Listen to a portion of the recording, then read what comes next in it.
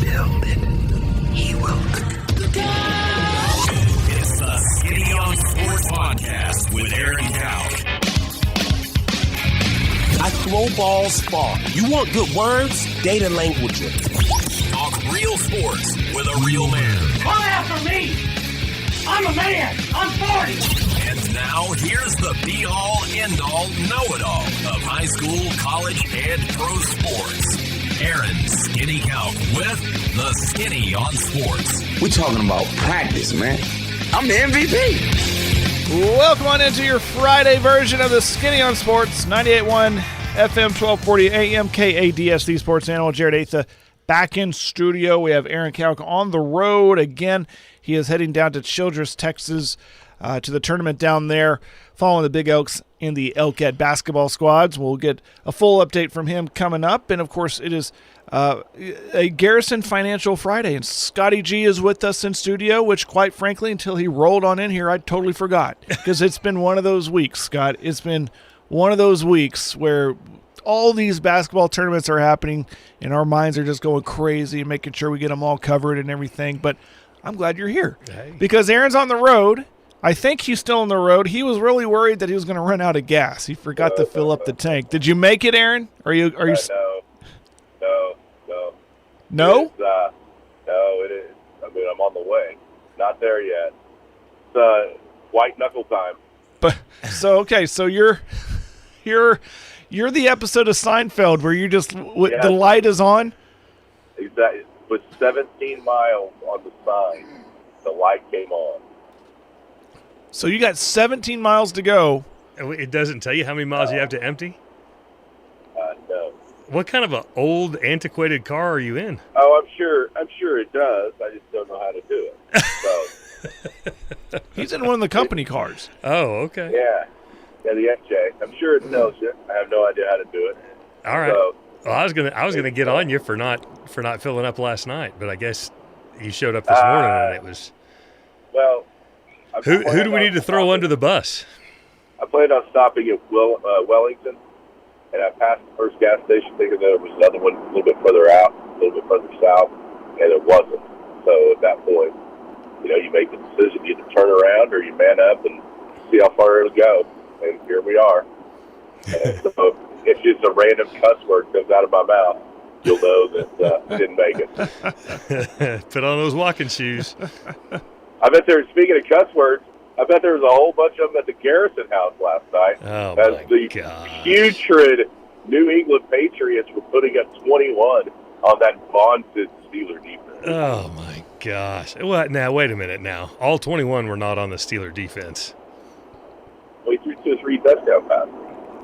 Yeah, but they got a pick that they returned right down there close. I mean, I tell you what, how in the world the Chicago Bears drafted Mitch Trubisky in the first round, I have no idea. That guy is abysmal. Yeah, I got to listen to the last maybe 5 or 6 minutes driving back last night. The boos were just good. Yeah, the boos were just unbelievable. I mean, every time he ran out onto the field, I was just waiting for him to just walk into the tunnel crying. I don't understand why they don't play Mason Rudolph then. He can't be worse. He can't be. Well, he's actually won games. Well, they were cheering for him. The fans were chanting Rudolph. Let's go Mason. Well, you didn't think that was going to happen. No, I never would have dreamed that would happen. Praying for Mason Rudolph to enter the game. That probably wasn't on anybody's bingo card. Yeah, it's bad in Pittsburgh. And once again, we're going to play well enough to not be able to draft a quarterback that's worth a darn. So here we go again. Well, and quite honestly, Belichick is clearly done, right? Because if Belichick is coming back to the Patriots, there's no way in the world he'd have won that game last night. No, he would be cheating to lose right now. Correct. Yeah, so that anybody that's wondering about Belichick's status and, if he's going to be back with the Patriots, last night told you the answer. The answer is no. Yeah. He's not coming back. He wants to get as many wins as he can get, and he's getting out of Dodge. Yeah, that's it. He's too smart for them. So at 7-6, is Pittsburgh in the hunt? Oh yeah, Still in the hunt. They're still in the hunt because they've have. won every game in their division.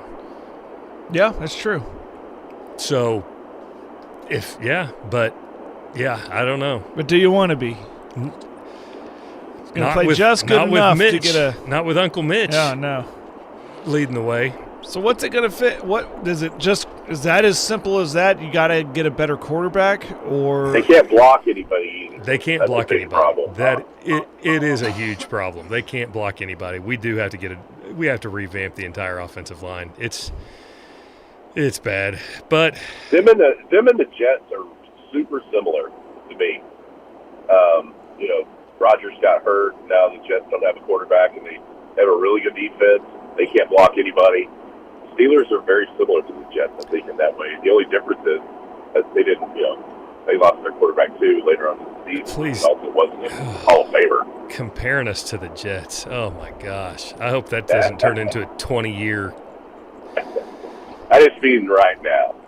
I don't think the Steelers could become the Jets. Could be worse. We could be trying to find a VCR player to play our Super Bowl championship video. I have them in DVDs. You're not as close as you think there, big guy. 2008 is a long damn time ago. My son was born, so it couldn't have been that long ago. I mean, Sam Bradford was quarterback at OU. That's how long ago that was. That was a long time. I guess it's better Sam than Cale Gundy. Well, yeah. Hey, speaking of quarterback, and what'd you guys think about what BV had to say about Gabriel? I only heard what he said about Stutzman. What did he say about Gabriel? Oh man, I mean, if this doesn't paint you the picture that's up there, he said Dylan's a great player. We're really glad that we had him, and he knows that he's more than welcome to come back and compete. Interesting. Yeah, he also mentioned that I guess I don't know if they talked about it or if it was Brent's kind of thoughts about it, but he said that he just kind of assumed that the NFL was the next stop for him after this current season. Yeah. He also left him with the possibility of him playing Arizona in the bowl game. He said those conversations are still ongoing. I mean, I would be shocked if that happens, right? Well, there's no way. I think what he said when he said he's welcome to come back and compete, I think that lets you know they feel more than confident in who the starting quarterback is going to be next year, regardless of who's on campus, and it ain't going to be Dylan Gabriel. I think that's right. I think the word that tells you that is compete.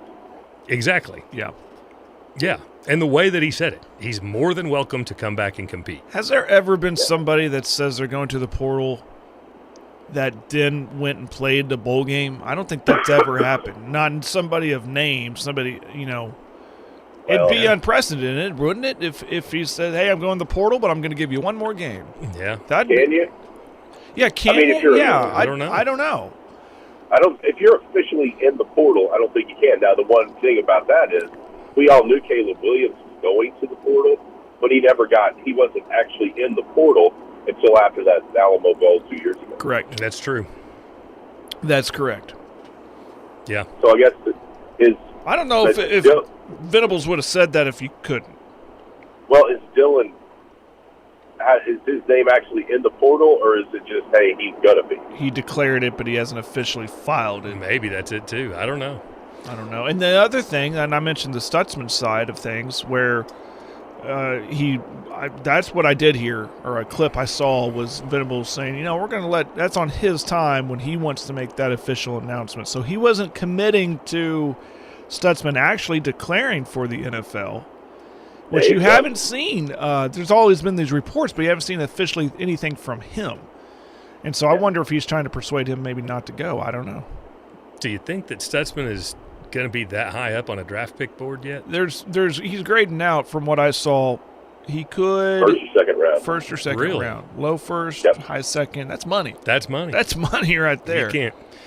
And I don't blame him. I don't blame him at all. Yeah. Go get that bag. I can't remember who said it. It's kind of like if you can be a first-round draft pick, it's kind of like, I can't remember what announcer said it, but he said that when Barry Sanders' son took the scholarship to Stanford instead of Oklahoma State first, remember? Mm-hmm. And he said, boys, if you can get a scholarship to Stanford, you don't turn it down.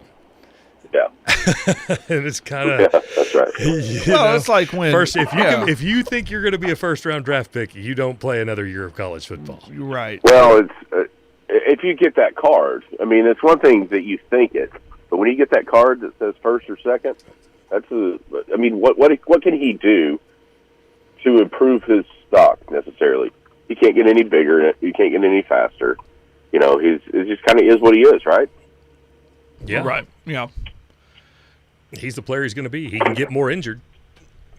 You know, he comes back, even if he doesn't get a significant injury, if he comes back and has those stingers all season like he had last year, there's going to be NFL teams that look at that and go, how's he going to hold up in 3 NFL seasons? I think the talent, though, outweighs that risk. That's Rodney Anderson. Yeah. If he wishes he'd have left after the Georgia game. Perfect. Instead of coming back and getting hurt in the second game of the season against UCLA. Yeah. Yep. Great example. Right.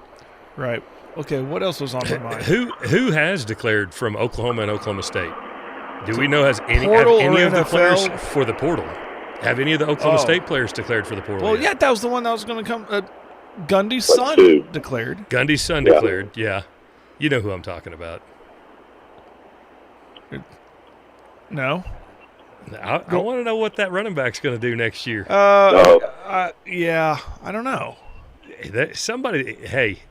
Ohio State, Oklahoma, Find Texas, the money. Find the Alabama. money. Follow the money. Yeah. A kid comes out and runs the ball like that, everybody's going to be offering. So we'll see what happens. And maybe Oklahoma State can find that money. I don't know. I'd seen it wasn't anything official, but it was kind of sort of a report. I don't know how homerish it was, but that he was actually leaning towards staying, which would, you'd think that would have to come with some money. If you're telling me that Dillon Gabriel is worth $1.2 to $1.75 million, which is basically what Matt Rule said, I got to say that he is as well. Okay, how much of that do you really think is right? Well, I think it's obviously quarterbacks throughout the nation, Nebraska's shopping. I mean, that's definitely what it was. Nebraska's shopping, and not only are we shopping, we've got money. Yeah, is what that was. That's a good question. I don't know. How real is that? I just have such a hard time believing that. I mean, he's essentially saying any Power 5 starter or top 30 Power 5 starting quarterback is making $1 million or somewhere between $1 million and $2 million. I just don't believe that's true. Yeah, I doubt the quarterback at Vanderbilt's getting that kind of money. No.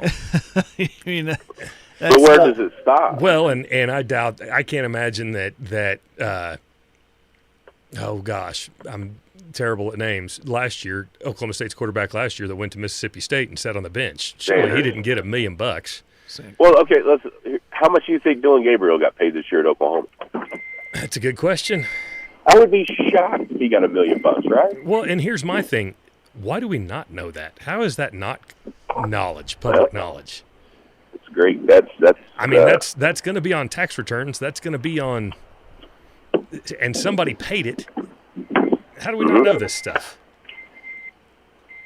Yeah, I mean, I think that's some of the stuff that is coming down the pike as far as contracts and that kind of thing. It's going to have to be there at some point. Yeah. All right, what did you think about the playoffs, Scotty G? What do I think about the playoffs? I think they're going to be great. I think that the most overlooked elephant in the room, and I'm not hinting at Alabama, guys. Washington looked fantastic in that win over Oregon. Hey, Aaron, go ahead and tell him who picked Washington to beat Oregon. Yeah.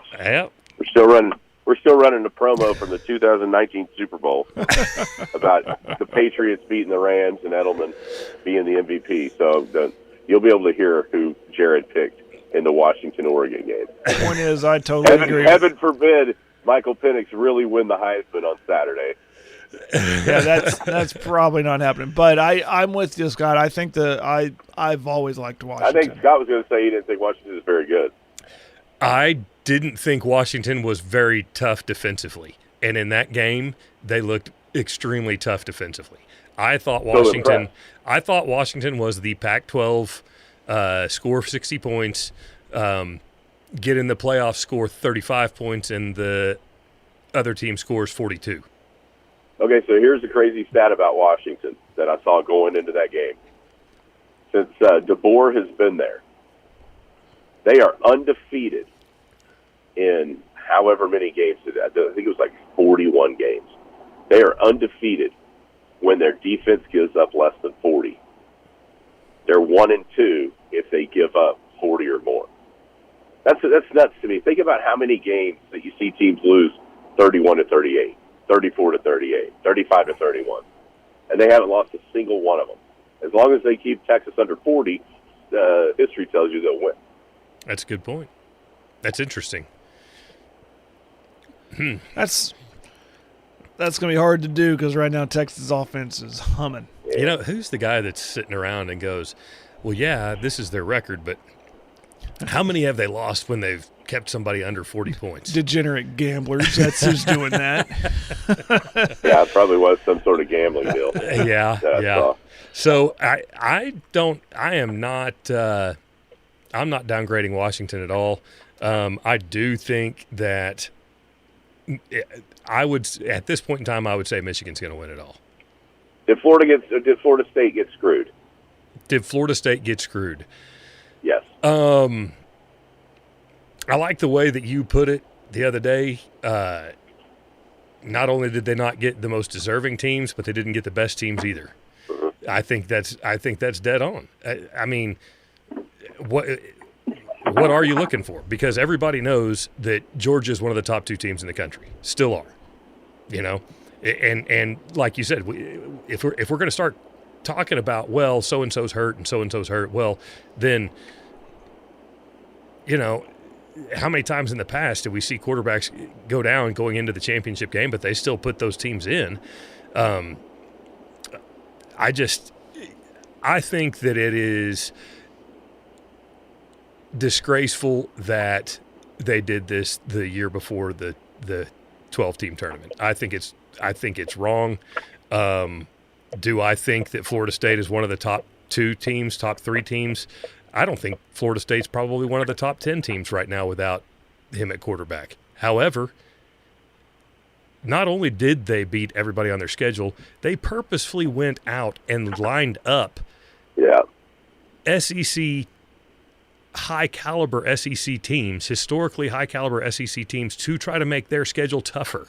They did that on purpose. And to say, sorry, guys, you're not going. That's just sad. Yeah, what else do you want them to do? Exactly. Right? That's the whole thing. And then, you know, as it goes on, it gets further away from picking who they pick. You start, you know, the Bama faithful are starting to think up of, you know, other reasons and this and that.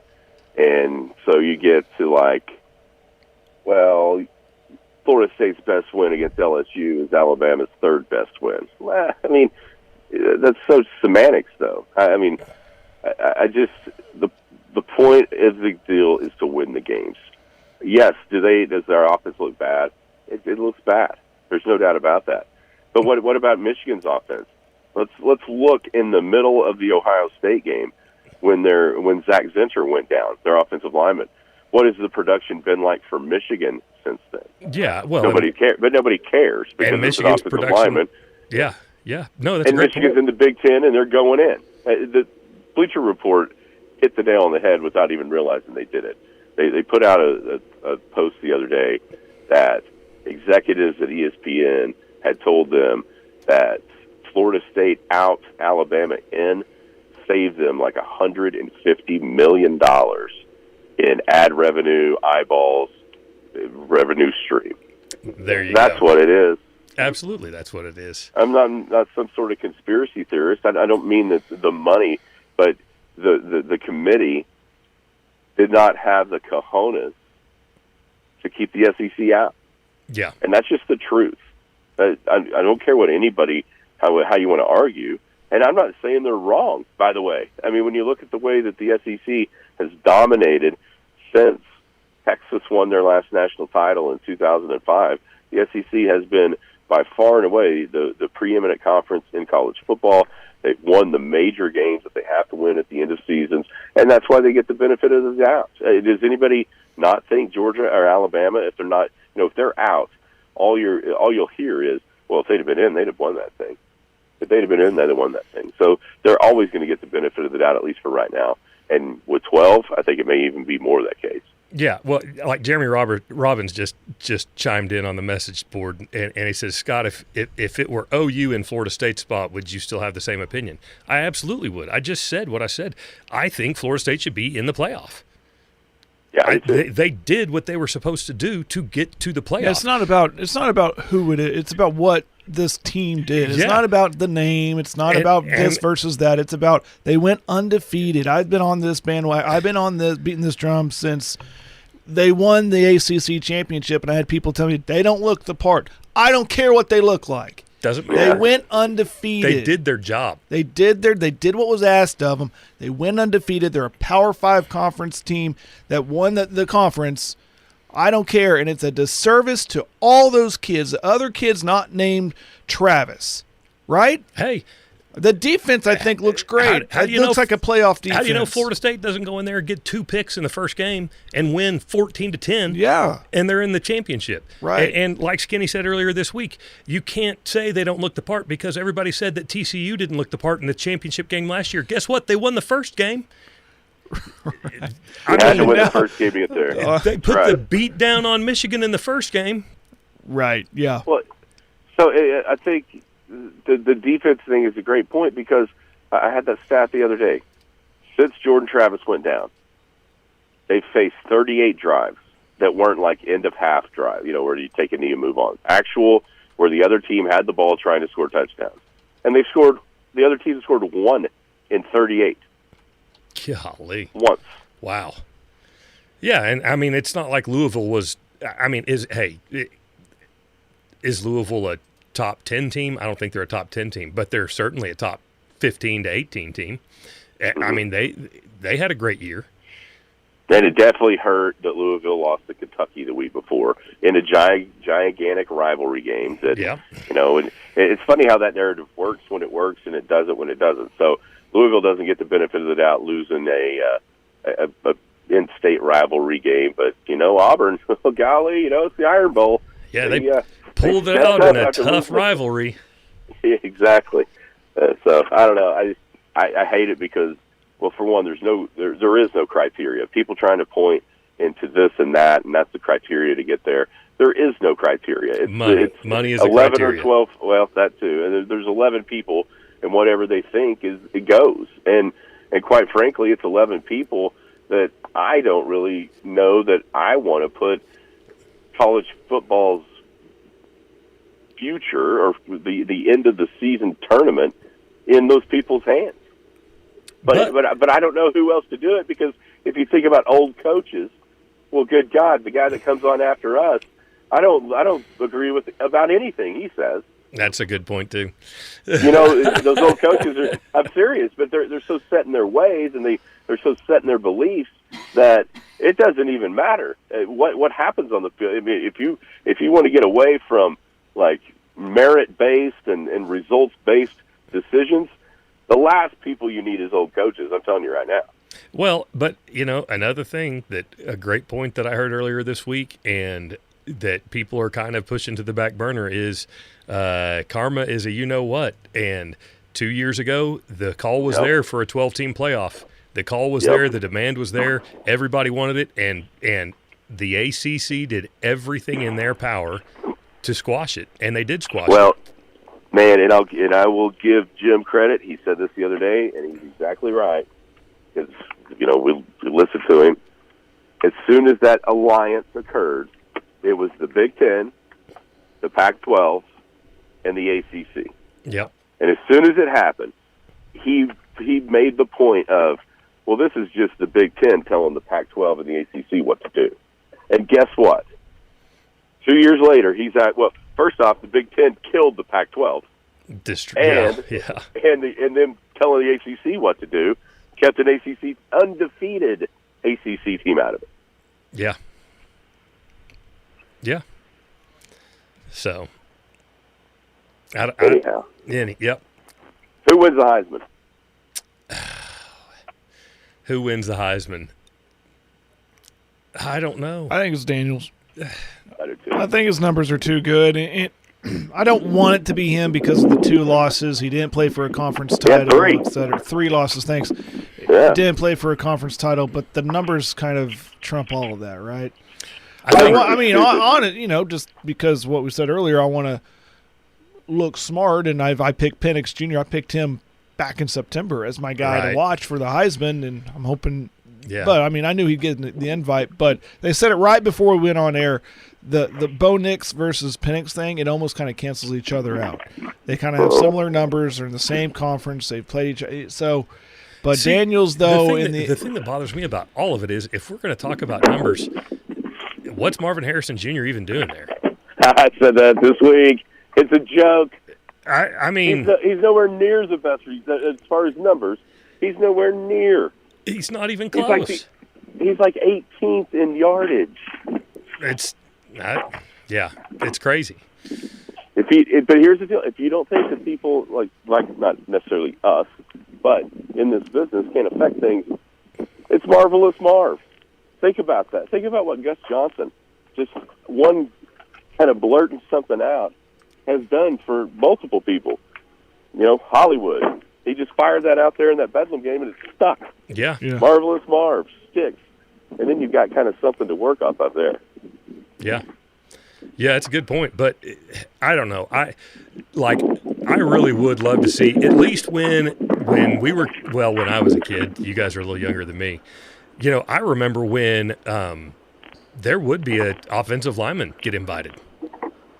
I remember lots of defensive players that got invited, and I just don't understand why it just became the best offensive player. The best quarterback in the country. Not the best offensive player. The best quarterback in the country.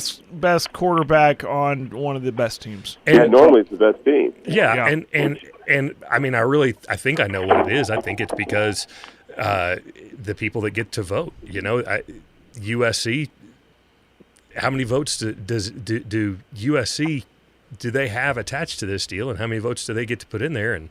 And I don't know. You look at a guy like Ollie Gordon, should be at the top of the list going into next season. Probably should be there. Probably should be there ahead of Marvin Harrison, and he's not. I mean, how many defensive players do we see? Look at the NFL. If you were starting right now, and you didn't necessarily have to have a quarterback, who would you take in a draft right now? Who would you take above T.J. Watt? Parsons, maybe. Okay, so two defensive players. Yeah. I mean, all right, hey boys, I'm cutting out. I'm going inside. I don't have very good service, so I'm gonna let y'all go. All right. Okay. Have a good call. Get set up. All right, man. Hey, real quick. Tell us what time and everything. Your schedule today. Yeah, 10:30 this morning.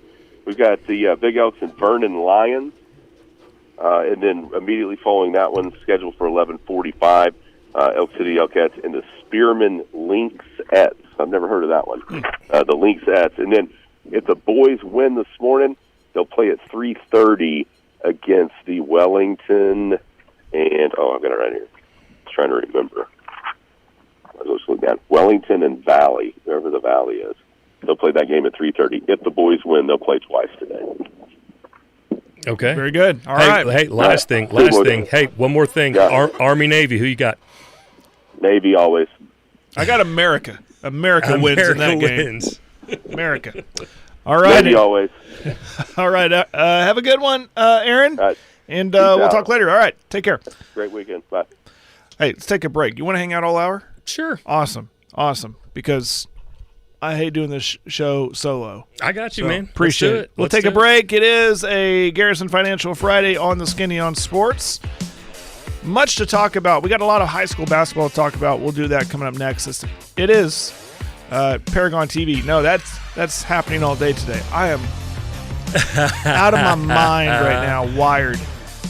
More of the show, whatever we're doing here, coming up next. Keep it right here. Hello, my name is Scott Garrison. You may remember me as Scott the Barber or just as Ron and Carla's son. I've been involved in our community since opening Scott's Barbershop on the southeast corner of 3rd and Main in 1998. Now I'm back in the same building as Garrison Financial. I started investing in my 20s. I invested through the dot-com crash and the Great Recession. I started caring for other people's money in 2018, and I truly enjoy sitting down with my clients, understanding their wants and needs as well as what keeps them up at night. Whether my friends just want me to invest a little of their savings or want me to work with their tax and legal professionals to strive towards optimal efficiency, we can do it all. I believe communication is key to helping my clients reach their goals. For if we are faithful over a few things, we shall be given more. Contact me at scott@soonerwealth.com. Securities offered through registered representatives of Cambridge Investment Research, Inc., a broker-dealer member FINRA and SIPC. Advisory services offered through Cambridge Investment Research Advisors, Inc., a registered investment advisor. Garrison Financial and Cambridge are not affiliated. This communication is strictly intended for individuals residing in the states of Colorado, Nevada, Oklahoma, and Texas. No offers may be made or accepted from any resident outside the specific states referenced. Cambridge does not offer tax and legal advice. The Skinny on Sports.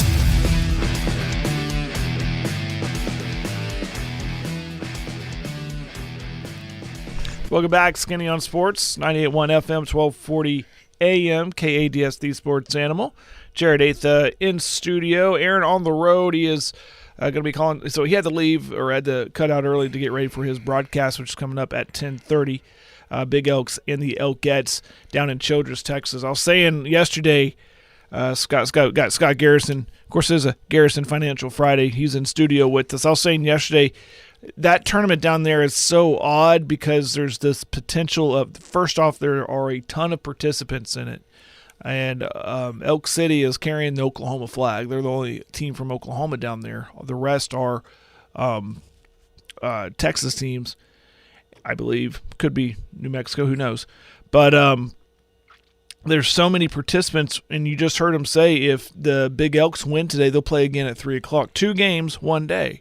In basketball, you don't see that a lot. He said, I can't remember that happening. I think he gave an example of like one time he remembered it. The bracket itself looked like a softball tournament bracket. And they played 2 games yesterday too, didn't they? They played one apiece yesterday. Okay. But then today was the day that because the girls is more like a festival. Okay. Okay. The boys is bracket play. I'd have to show you that bracket. So a lot of basketball, and there's even a situation where the boys and girls could have been playing at the same time, and Aaron would have had to pick which one to go broadcast. He can't be in 2 places at one time, which is actually a thing that we're kind of worried about come playoff time this year.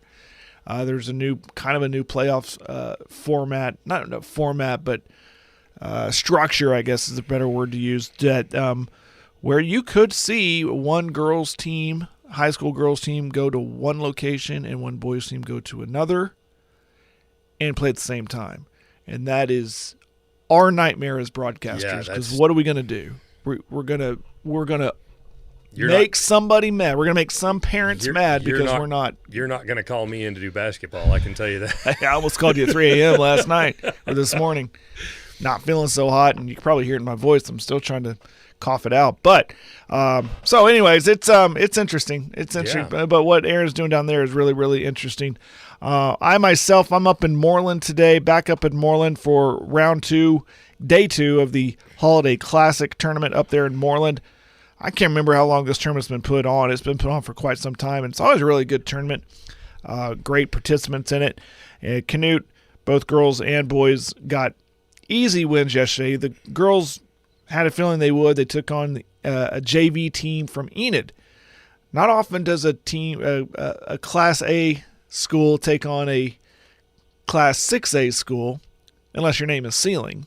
They do a lot. But even though it's a JV team, we were kind of, I say we, me and Coach really kind of talks like, well, we don't know really anything about them. They're a JV team. There's not like there's stats or film on them. They're just a JV team. And it kind of gives you a pause. Go, well, they're a JV team out of 6A. They could. Yeah. They got a lot to pick from. They might be good enough to play on a varsity team, maybe on a 4A or 3A level. Yeah. I don't. I'm just speculating, but they look So like they- they so- look. God bless them. They look like a JV team. Okay. And So Canute they had didn't no have, problem. it wasn't Michael Jordan that got benched from his high school team. No, right? No. Okay. No. Trojanettes won. I'm going off of memory. 64-12. It was easy win. Everybody played and everybody scored, which I'm like, okay, we're getting a game like that. I want to see every young lady Yeah. score, and they did. It was cool. Yeah, It was that's fun. great. And the boys, they beat Sayre for a second time in 3 days. They played them on Tuesday night for homecoming, and then they played them yesterday in the opening round of this tournament and easily won 88-30 something. Again, going off memory, I just wrote down who won. I didn't write down scores. But Jackson Beck had 31 points. And during my broadcast, I was saying Jackson Beck, by the way, a junior sharpshooter. When he gets on a roll, just hold your breath when he takes a shot because it's probably going to go in. He had 5 3-pointers, all those in the first half. He got up to 31 points. I started saying during broadcast, I can't remember what his career high is, but I know it might be a little more than here in the 30s, but he's approaching it. And I reached out, and you know how I know when people are listening is when they start texting you, and they were telling me 39 is his career high. So he didn't get it, but he was basically benched in the fourth quarter. So he scored 39 as a sophomore last year. Or even a freshman. He was a starter as a Wow. freshman. We're a special player. He can shoot. He can shoot. And what I really liked about him, or like about him, I've always said this, is as a freshman he came out, he had such an advantage because nobody knew about him. And nobody knew he can shoot. And so he'd camp outside. Every time he got the ball, no one would guard him because he's not a little bitty freshman. he's not a tall kid, but he can shoot it. So nobody guarded him, and he filled it up from outside. Boom. Well, then the secret came out. So he realized, I got to adjust. So he got really good at dribble drive penetration and floating it up in the lane and getting it to go in. And he's leaned on that more than his three-point shot, I've noticed late last year and going into this year.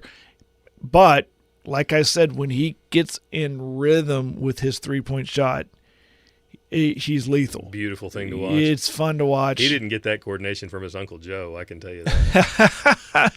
His dad might even say he didn't get it from me either. But he's a fun kid to watch. And this Canute boys team is a lot of fun. They're a run-and-gun style offensive team that as soon as they get a rebound, that defense that they're going up against better get back because they're constantly looking down court. And more often than not, they're rearing back like a football player, and they're heaving it to their teammate. They tried that a lot last year, but they start 4 sophomores on this team. They started 4 freshmen on this team last year. Wow. Okay. Bigger picture, we kind of knew what was going on last year. The vision here, hindsight, slow and steady process here. Well, they tried a lot of that stuff, and they were playing like freshmen. Yeah. This year, it's working. They're clicking. It's clicking to the tune of 88 points yesterday. They're 8-1 so far. The only loss came in overtime to a really good Sentinel team. We're all kind of like, well, how good is this team? Each game we're kind of learning more and more about them. That's what killed all the competition for those Elk City girls at One State back in the 90s, because they would have 2 girls all the way down the court as soon as the other team shot the ball. Yeah. And they'd get the rebound and they'd throw it all the way down the court, and Keitha and Sadia, and they'd be they'd score, they'd get 2 buckets in 5 seconds. Well, I noticed It's about pretty this insane. team is they know, it's like they know exactly where everybody's going to be on the court. They know their role. They know, so they can almost they're looking where they know they should throw it. And they know, okay, I know my guy's going to be right here or over here. That's one of the beautiful things about small school basketball is that those guys have been playing basketball together their entire life. Yes. Yeah. And that's one of the things, like people say, well, how come America's not good at soccer? How come we don't dominate soccer like we dominate the other sports? Well, because in Europe, when you're 12 years old, when you're David Beckham and you're 12 years old, you leave home and you go to AC Milan's camp or to wherever, to their camp, and you start playing with those guys when you're 12 years old. And you start learning give and goes, and you live there. You live there. And that's the thing. Small school basketball, I hope it's the same today as it used to be. But I had friends in Hammond and places like that, and I'd see them on the weekends, and I'd be like, what'd y'all do this week? Oh, we just went to the gym. Yeah, well, I could tell you. Monday, Tuesday, Wednesday, Thursday, Friday. After basketball practice, they went to the gym. Yeah, I can tell you with my kids, my 10-year-old and her teammates that are, fourth graders, 10-year-olds, 11-year-old, whatever, we're doing that now. I mean, they're playing together now, and that's the hope, is that they are playing together in high school. Mm-hmm. And so there's a lot of familiarity there. Speaking of Hammond, they're over there at the South Canadian Classic, the inaugural South Canadian Classic over in Leedy. This tournament is stacked full of really, really good teams. I'm going to mention we've talked about this all week, but you're going to hear these names and go, oh, yeah, yep, they win a lot. They play in the big house every March. You got Hammond's is there. Cheyenne Raiden is there. Leedy, of course, is there. Arapahoe Butler. Red Oak is there. Really, Okarche, stacked tournament. Some results yesterday in the girls bracket. Hammond girls, no problem with Visay, 80-16. And a tight one, Leedy, Lake Carpenter, the voice of the Leedy Bison, Lady Bison. He was worried about this girls' game between Leedy and Cheyenne, because Cheyenne is a young team. I mentioned youth and a bunch of freshmen. Cheyenne, Raiden, Lady Bears, they have that. But they're good. I mean, they're going to be a team you're going to look out for next 3-4 seasons. But Leedy got them 49-44. That one, I think, came down to the wire, I was being told. I was on my broadcast. I was getting text relayed to me. Okarche defeated Balco 49-32. And Red Oak girls defeated Arapahoe Butler 55-40. Boys bracket, Okarche defeated Arapahoe Butler 66-61. It was Hammond boys beating Cheyenne 53-41. Red Oak boys beating Balco 55-40. And Leedy took down Visay 61-57. So today's games, we got one already about to start, Visay and Cheyenne Raiden at 10 a.m. in the girls' bracket. Stay in the girls' bracket, Balco and Arapahoe Butler. That's in the Constellation side. But I think the game of the day everyone's going to be watching is at 3 o'clock, girls' bracket, Hammond and Leedy. Second time this year, the two rivals will square off. Hammond got the better of them the first time in a single-digit win or game that both teams scored in the 30s. There's a lot of defense there. But so imagine a lot of people are going to be taking off work early to go over there and check out Hammond and Leedy again at 3 o'clock. And you could catch that game on Paragon TV as well as the Cheyenne game. And the other semifinal, Okarche girls and Red Oak girls. So there's a lot of history here, Scott. I don't know if you know it. Coach Leah Beer, who's the coach of Leedy, was at Hammond last year and got them their state title. And she moved on, went over to Leedy. And not going to be any bad blood about that at all. I don't think so. I'm honest. I don't think there is. I think it was a mutual thing. I don't want to speak for Coach Beer or the Hammond administration, but I'm not. It certainly it's fun adds to the build rivalry. Up. It's fun to build up and go, oh wow, they want. In my mind, I want to. Okay, Leedy and Hammond. It's turned into this rivalry the last 15, 20 years, and so it'd be like, I don't know, trying to put it in context. It'd be like. Maybe not this big, but like Coach Venables taking a coaching job at Texas or something, or at OSU or something, and we go, whoa, he went down the road, but from talking with the Leedy folks and the Hammond folks, they're like, we're both happy. Yeah. She's happy over there. We're happy over I don't know if there is a rub or a I want to get you. Obviously, you want to win every game, and even before the coaching change, this was still a rivalry in any sense. So I'm not sensing that. What a great opportunity for a reality TV show to come to Western Oklahoma and follow small school basketball. Yeah, right. I remember I went to Hammond and when I was still cutting hair 20 years ago. I went up to Hammond and shaved Megley's head after they won the state championship. Really? Yeah, in the gym in front of the whole student body. They brought the whole student body out, and I shaved his head. Yeah. And I, Megley's kind of a pretty boy. He had the mullet flowing and all of that, but that's good. Yeah, it was a good deal. It was cool. That is good. And the culture, it's a completely different culture than anywhere else in the world. 100%. And the competitiveness. Oh, it's. Yeah. Wow. Yeah, it's wild competitive. And what's great about I'm reading text conversations. Maybe shouldn't bring some of them to air. What's great about the small school. Where was I going with that? I completely lost my train of thought. But no, I'm with you. It's the school. It's the town pride, the school pride. Yeah. Because you know everybody. Absolutely. You know everybody, right? And you see everybody. You see everybody, and those kids. There's a lot of pressure there, and maybe a lot of pressure they don't deserve at times. Yeah. It's just a game. Yeah.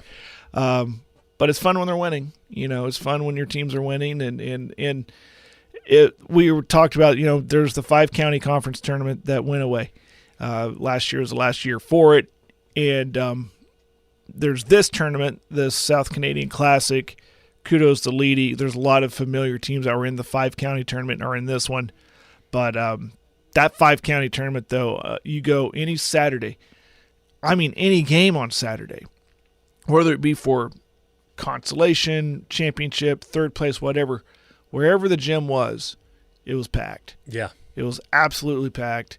And Aaron made a good point. I think it was yesterday or the day before talking about the 5-county. It was more than just a tournament and games and playing for pride. It was sometimes like this is the only time people that group of people, the sense of community of Western Oklahoma would get together and go into a small gym and standing room only. That's a great point. I've been to state championship games at the Big House that somebody from Western Oklahoma ended up playing somebody on the eastern side of the state, and everybody stayed. Oh, yeah. It wasn't just people from that school. Everybody stayed to cheer on the Western Oklahoma team. Sure. Yeah.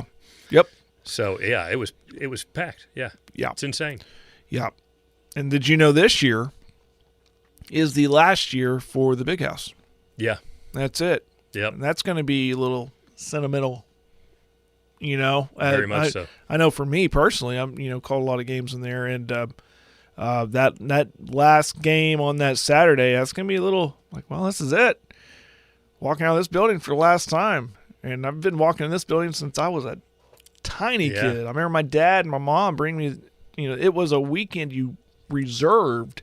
Mm-hmm. Didn't matter if your team was in it or not. You went, especially on that Saturday. You watched those 4 games. And I remember my parents say, hey, we're going to state tournament. I'm like, okay. And it's just what you did. Yeah. And in that building, too. And it's like that building has it was kind of – it's still kind of stuck in time. Yeah. Like the smell of that building when you walk in, walking up the ramp to go to your seat, whatever. It's just like that when I was a little kid. Yeah. They did some stuff different, but it did overall. That's the sound of that buzzer. Like I said, the smell of the food, the fair food over there and all that. But it's going to be a little weird at the end of this season. Kind of like walking into the Cotton Bowl. Yeah, very much so. You walk into the Cotton Bowl, it is, yeah. Very much so, yeah. So I mentioned, and I know we have more. I know Eric is down in the Granite tournament. I was efforting to try to get who they played, but I'm not getting any responses. And wait. Here we go. Okay. I mentioned Hammond. I mentioned Cheyenne. And Arapahoe. And there we go. Eric girls will take on Lukiva Sickles at 4:20. And the Eric boys are playing Navajo today at 8:20. And I mentioned the Cheyenne Leedy game. Might crash our servers when people are going to watch on Paragon TV. Yeah. But you can't. All those. So Cheyenne, Hammond, Leedy, Arapahoe, Butler, Canute, Elk City, Eric. I don't want to miss anybody. every single one of our teams on the Paragon Network is in a tournament, and they're in action today, and you can watch them. You can watch them on Paragon TV and, of course, Big Elk TV. Let me bring up. Okay, I mentioned Arapahoe, Canute, Cheyenne, Elk City, Eric, Hammond, Hollis. Hollis is in a tournament somewhere down south, clearly. But they're playing Leedy and Merritt. Merritt boys are up at the Holiday Classic in Moreland. I've almost left them out. Merritt girls are not, because you can only play 3 tournaments a year. They are playing in the Bertha Frank Teague Invitational for it's a girls only invitational down in Ada. Very strategic. I can't talk. It's very prestigious. Prestigious. Thank you. Tournament. I can't talk. It. When you get invited to that tournament, that means they expect you to go really far that particular season. And I've saw Merritt firsthand the other night. They are good. So those girls are down there. So that's why they're not up in the Moreland tournament, but their boys are.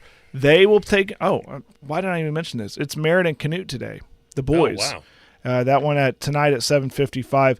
And the Canute girls will be taking on the Moreland girls. So a couple tough games. You got the host school, Moreland, taking on the Canute girls, and then a rematch with Merritt. Canute got them earlier this season, but Merritt's Merritt. I mean, they're going to be well coached by, and Donnie Husband's a really good coach. So I expect a really good one right there. Couple of night games. They play pretty fast too, don't they? They do. They like to shoot, yeah. and they got a deep bench, mm-hmm. and they rotate. They keep fresh legs out there. Should be fun. Should be fun. And final thought on that is, I said this earlier, or I said this yesterday during the broadcast, that run and gun style. You have to be in shape, right? You have to, and if the Canute boys can run, pardon the pun, run through this tournament with that style of offense, that has got to be encouraging. Yeah. When you start getting into those playoff games, because Sure. if you can run that style of offense and still have legs, mm-hmm. say for on day 3 of whatever, and still be effective, that's got to be encouraging. We are way overdue for a break. We're going to get that in now. We'll come back and wrap the show up. It's the Skinny on Sports on 98.1 FM, 1240 AM, KADS, the Sports Animal. Hello, my name is Scott Garrison. You may remember me as Scott the Barber, or just as Ron and Carla's son. I've been involved in our community since opening Scott's Barbershop on the southeast corner of 3rd and Main in 1998. Now I'm back in the same building as Garrison Financial. I started investing in my 20s. I invested through the dot-com crash and the Great Recession. I started caring for other people's money in 2018, and I truly enjoy sitting down with my clients, understanding their wants and needs, as well as what keeps them up at night. Whether my friends just want me to invest a little of their savings or want me to work with their tax and legal professionals to strive towards optimal efficiency, we can do it all. I believe communication is key to helping my clients reach their goals. For if we are faithful over a few things, we shall be given more. Contact me at scott@soonerwealth.com. Securities offered through registered representatives of Cambridge Investment Research, Inc., a broker-dealer member FINRA and SIPC. Advisory services offered through Cambridge Investment Research Advisors, Inc., a registered investment advisor. Garrison Financial and Cambridge are not affiliated. This communication is strictly intended for individuals residing in the states of Colorado, Nevada, Oklahoma, and Texas. No offers may be made or accepted from any resident outside the specific states referenced. Cambridge does not offer tax and legal advice. The Skinny on Sports.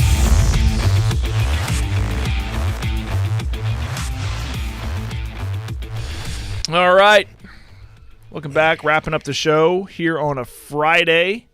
Didn't mention we'll get this on the podcast a little bit later today. We'll get yesterday's show on the podcast. I didn't have time because right as soon as we were done, I had to get on the road, but I got some time today. But we'll get that all out there for you so you can go back and listen. Jared Atha with you in studio, joined by Scott Garrison. And we'll wrap up the show. Scott, what's going on downtown for you? Hey, we're just working with people, trying to make a plan, trying to make sense out of everything that's going on. Just understanding where people are coming from with their risk aversion. Everybody's different, and everybody's plan needs to be different. So come down and see us. We'll make a plan for you. We'll take a look at some of the best ways for you to make your money work as efficiently as possible. It's that time of year, too, where Christmas time and people are really watching You're going to make New Year's resolutions anyway. Why not have one of them be about finance? That's a great one. Yeah. That's a great one. Everyone wants to lose weight. Why not just make money? There you go. And we'll cut out buying sweets, so you're going to save money, too. Perfect. There you go. There you go. Scott, thanks for sitting in an entire hour. Yeah, you appreciate it. Appreciate it. Helps me out a lot. That's going to wrap it up for this version of the show. Don't forget, Aaron is down at Childress, Texas, Big Elks and Elkettes down there in the tournament. In fact, the first game's coming up here in less than 30 minutes at 10:30. So tune on in and root on the Big Elks. And again, go to Paragon TV. You're going to find every single one of the schools in action today at some time. I mean, too much to mention, but a lot of basketball still happening. And good luck to all those teams out there. Fly the Western Oklahoma flag proud and bring home some hardware. Maybe we'll talk about it on Monday. Everybody have a wonderful and safe weekend. You've been listening to the Skinny on Sports on the Sports Animal. You've been listening to the Skinny on Sports podcast with Aaron Cow. Be sure to hit that subscribe button to get alerts of when the latest podcast is available. Thanks for listening. That ball is blistered to right. Way